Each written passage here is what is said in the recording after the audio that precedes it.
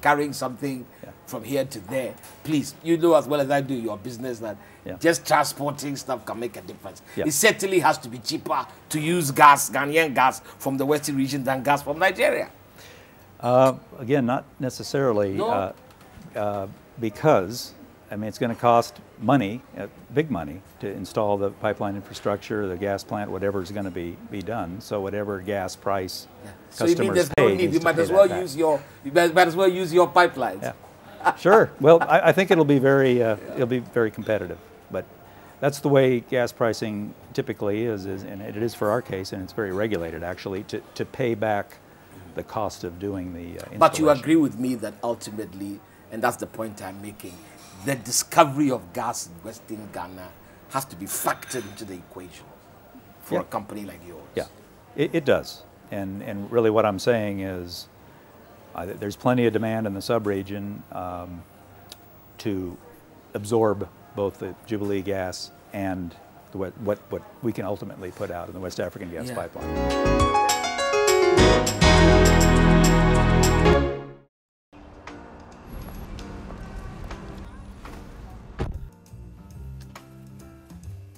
Better than cream cheese and bagels, better than honey on bread, better than champagne and pretzels, better than breakfast in bed, better than chili rellenos, better than chocolate eclairs, better than hothouse tomatoes, better than fresh bartlett pears, better than dining a la carte or simply gastronomic art, better than anything except being in love.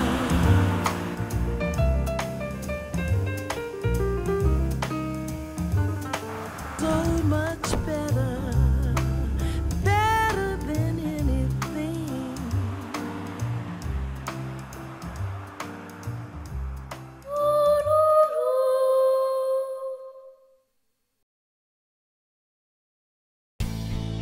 Learn seriously.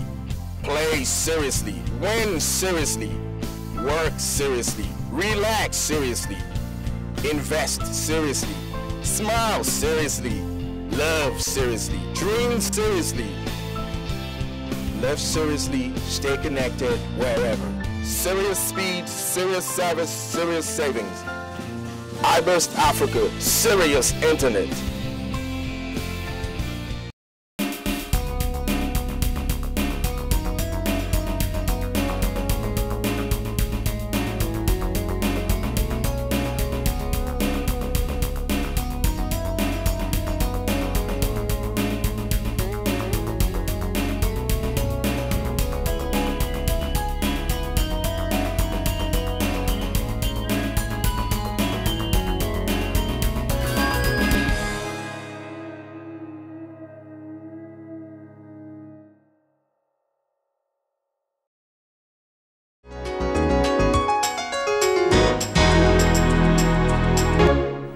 Project is as late as that. It is possible that by the time it comes into being, it's outlived its usefulness. I mean, assuming there was lots of free gas to be sent to Ghana and Benin and Togo from Nigeria 20 years ago, Nigeria itself has grown significantly and must be, you know, using up more of it.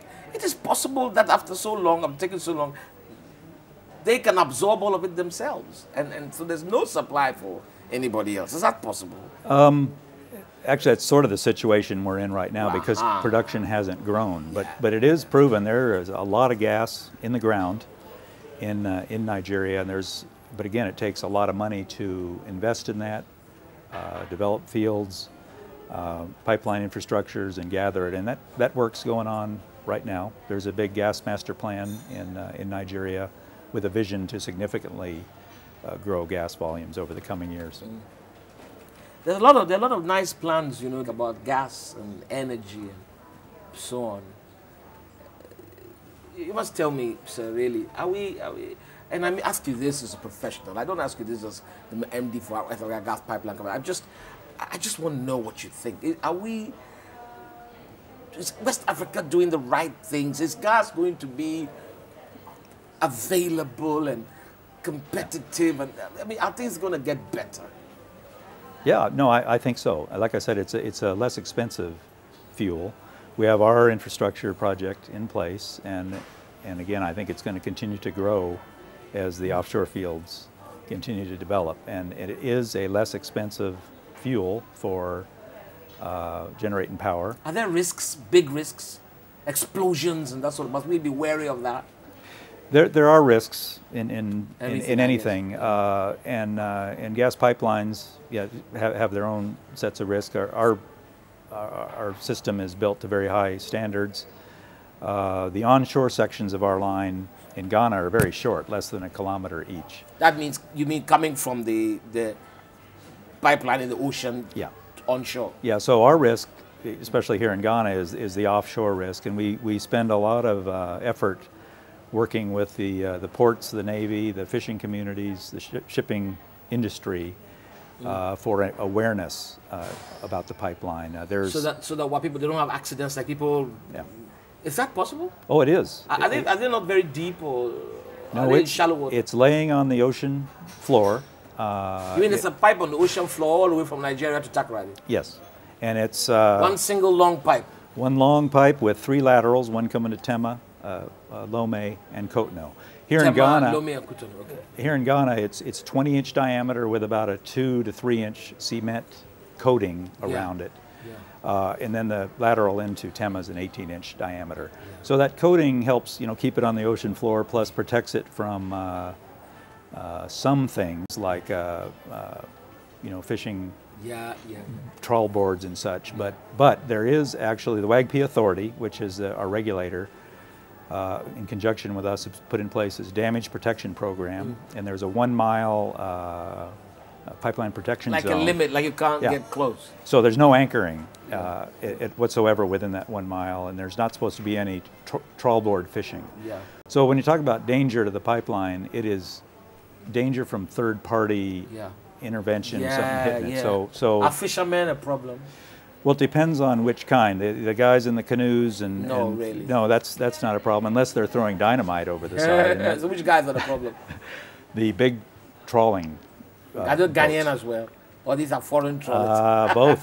Well, Ghanaian and foreign trawlers. Yeah. Wow. And then I really wonder what it's like out there. It sounds like it's gonna be the Wild West pretty soon. Yeah, no, it is that is worrisome, but that's why we spend so much effort in the awareness. But you mentioned the pipeline tearing in two in 2007, right as we were finishing the laying of the pipe. It was torn in two offshore Benin. Never knew who did it, but it was a large ship and an anchor dragging across it. How come you never knew who did it? Nobody fessed up.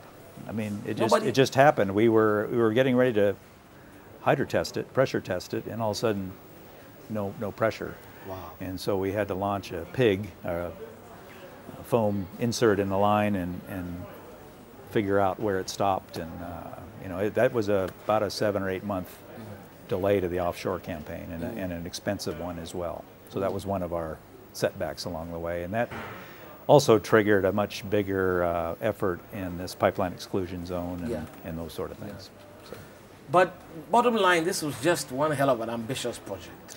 There was a lot of risks that were a big concern to the shareholders of whether to do this or not. And in the end, they did take the risk, but everyone knew it was very risky to begin with, and we're seeing some of those risks. I think perhaps the other thing is that, maybe in the end it took as long as they really would have taken. I mean, I'm talking about expectation management. I mean, because, there was I have to say, there was a time where, it seemed like it would resolve our energy problems in a couple of years. Yeah. You know what I mean? That was